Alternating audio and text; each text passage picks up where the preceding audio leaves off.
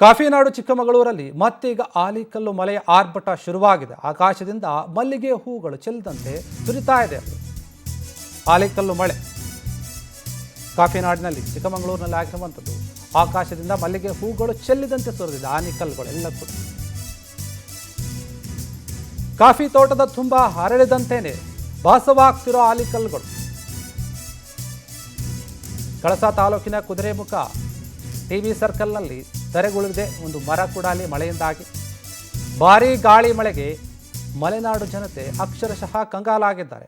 ದೊಡ್ಡ ಮಟ್ಟದ ಮಳೆ ಆಗಿರುವಂಥದ್ದು. ಬೇಸಿಗೆ ಕಾಲ ಆರಂಭವಾಗ್ತಾ ಇದೆ. ಹೀಗಿರುವಾಗ ಮಳೆ ಕೂಡ ಅಲ್ಲಲ್ಲಿ ಸಾಕಷ್ಟು ಪ್ರಮಾಣದಲ್ಲಿ ಬರ್ತಾ ಇದೆ. ಇಲ್ಲಿ ಆಲಿಕಲ್ಲು ಸಹಿತ ಭಾರೀ ಮಳೆ ಆಗಿರುವಂಥದ್ದು ಗಮನಿಸ್ತಾ ಇರ್ಬೋದು. ಯಾವ ರೀತಿಯಾದಂಥ ಒಂದು ಧಾರಾಕಾರ ಮಳೆ ಆಗ್ತಾ ಇದೆ ಅಲ್ಲಿ ಅಂತ ಹೇಳಿ.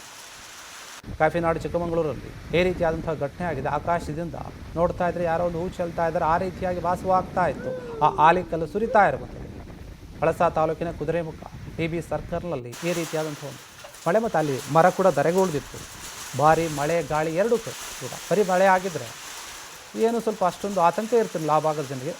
ಮಳೆ ಸಹಿತ ಗಾಳಿ ಕೂಡ ಇದೆ ಅಲ್ಲಿ. ನೀವು ಗಮನಿಸ್ತಾ ಇರ್ಬೋದು ವಿಡಿಯೋದಲ್ಲಿ ಯಾವ ರೀತಿಯಾಗಿ ಆಲಿಕಲ್ಲುಗಳು ಬೀಳ್ತಾ ಇವೆ ಅಂತ. ಈ ರೀತಿಯಾಗಿ ದೊಡ್ಡ ಮಟ್ಟದಲ್ಲಿ ಮಳೆ ಆಗಿದೆ. ಜನ ಕೂಡ ಕಂಗಾಲಾಗಿದ್ದಾರೆ ಅಕ್ಷರಶಃ ಅಲ್ಲಿ.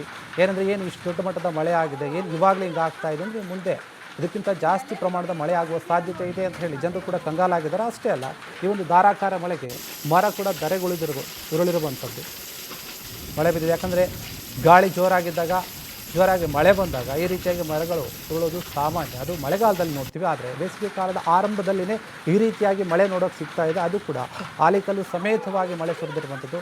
ರಸ್ತೆಯೆಲ್ಲ ನೀವು ಗಮನಿಸ್ತಾ ಇರ್ಬೋದು ನೀರಿನಿಂದ ಆವೃತವಾಗಿದೆ. ದೊಡ್ಡ ಮಟ್ಟದ ಮಳೆ ಆಗಿದೆ. ಹೆಂಚುಗಳು ಕೂಡ ಆರಿ ಹೋಗ್ತಾ ಇವೆ ಗಾಳಿ.